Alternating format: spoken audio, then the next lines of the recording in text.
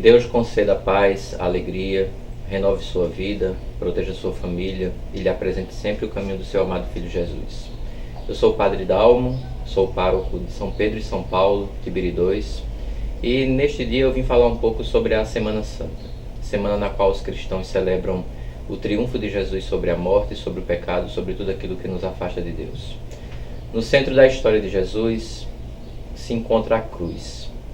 E a cruz é um escândalo para todos nós que nos encaminhamos com Jesus. Devemos resolver então o grande impasse que a cruz levanta, porque os romanos costumavam crucificar aqueles que eram tidos como inimigos do império e como perigosos, subversivos. Embora a pregação de Jesus faça dele um opositor da sua religião, mas a sua morte é diferenciada. Ele morre como crucificado, a morte dedicada pelos romanos então aos malfeitores.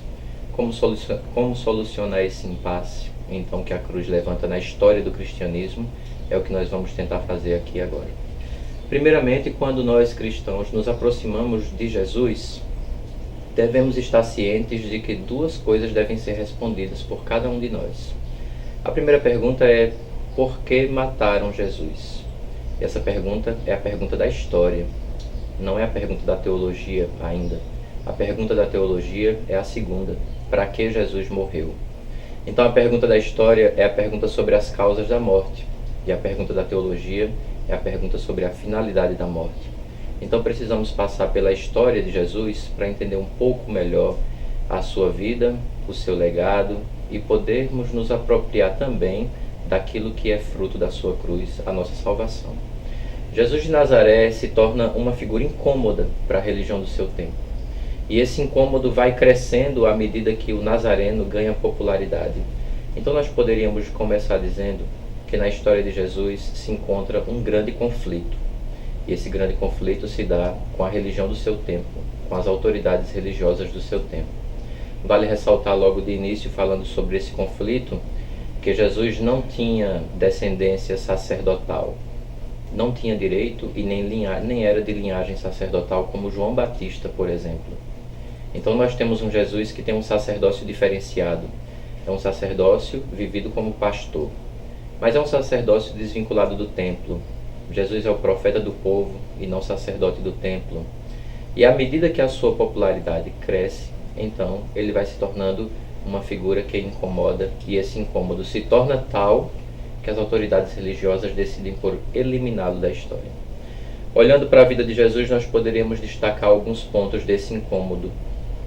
O primeiro deles é a acolhida que Jesus faz dos pecadores. A relação puro e impuro, então, é desfeita por Jesus, é vivenciada de uma forma diferente por Jesus. O puro e o impuro é aquele legado que os fariseus assumiram e divulgavam e faziam com que fosse a verdadeira tradição e que Jesus desmascara chamando de tradição dos homens. Mas essa tradição não conduzia a Deus de acordo com o próprio Jesus. Então a acolhida que ele faz dos pecadores nós podemos encontrar em Lucas capítulo 15, versículo 1. Este homem acolhe os pecadores e faz refeição com eles. Essa é a acusação contra Jesus. O segundo ponto que nós poderíamos destacar é justamente Jesus e a sua relação com o sábado. O homem não é escravo do sábado, o homem é senhor do sábado e o Filho do homem é senhor também do sábado, nos ensina Jesus. Então a acolhida dos pecadores, associada com a relação que Jesus tem com o sábado, faz com que ele seja considerado um herege para a sua religião. Então Jesus, do ponto de vista religioso, é visto como um herege, alguém que vive uma fé de um jeito alternativo e contrário à tradição religiosa do seu povo. E o terceiro ponto, Jesus e o templo. Quando nós olhamos a relação entre Jesus e o templo, nós podemos perceber por que nós vamos passar de um processo religioso para um processo político. Jesus é julgado pelas autoridades religiosas, mas é julgado também por Pôncio Pilatos. Como se dá essa transição?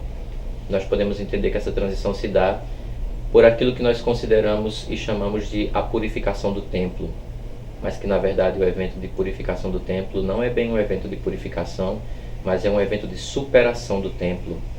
O Evangelho de João, capítulo 2, nos diz que Jesus alega que o seu corpo é o verdadeiro templo. É assim que os discípulos entendem após a ressurreição. Então nós estamos em um momento que Jesus desafia não só a autoridade religiosa, mas quando vai ao templo e expulsa os vendedores que estão lá, ele desafia também a estrutura política, porque o templo é o ponto que configura a paz entre judeus e romanos. E aí no capítulo 12 do Evangelho de João, nós vemos a trama para matar Jesus, que é justamente após esse evento no templo. Então a decisão por matar Jesus é uma decisão religiosa, mas também com um viés político, e o templo é o ponto decisivo na virada entre o processo religioso e o processo político de Jesus, contra Jesus.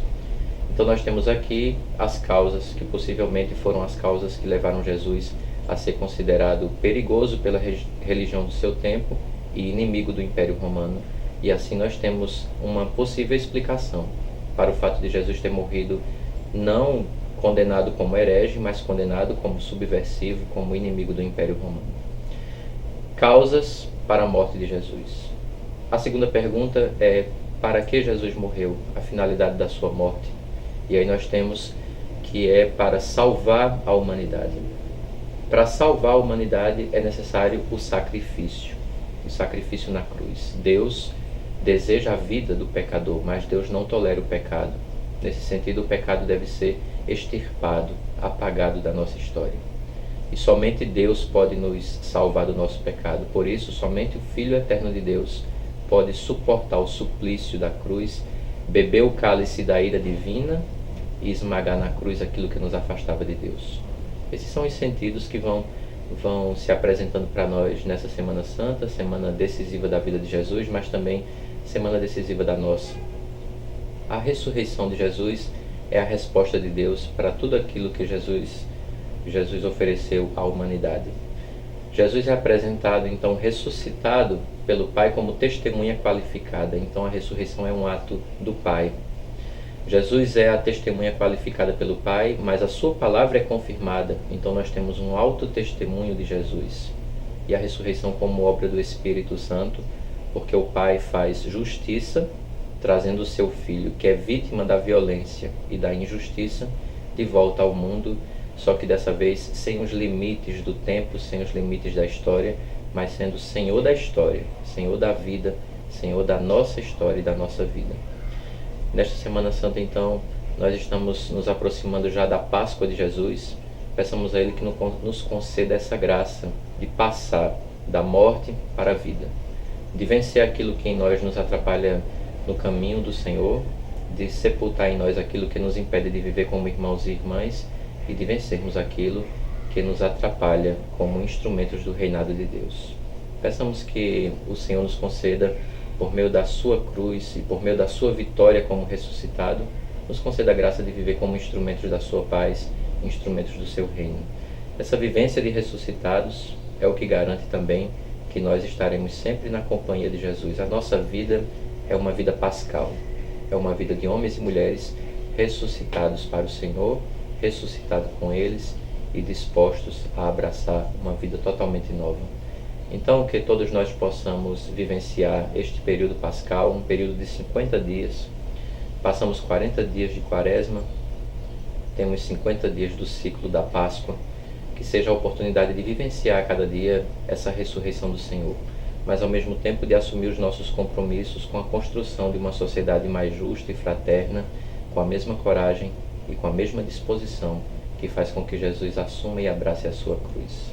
Louvado seja o nosso Senhor Jesus Cristo, e que Deus, Pai das misericórdias, abençoe a todos nós hoje e sempre. Amém.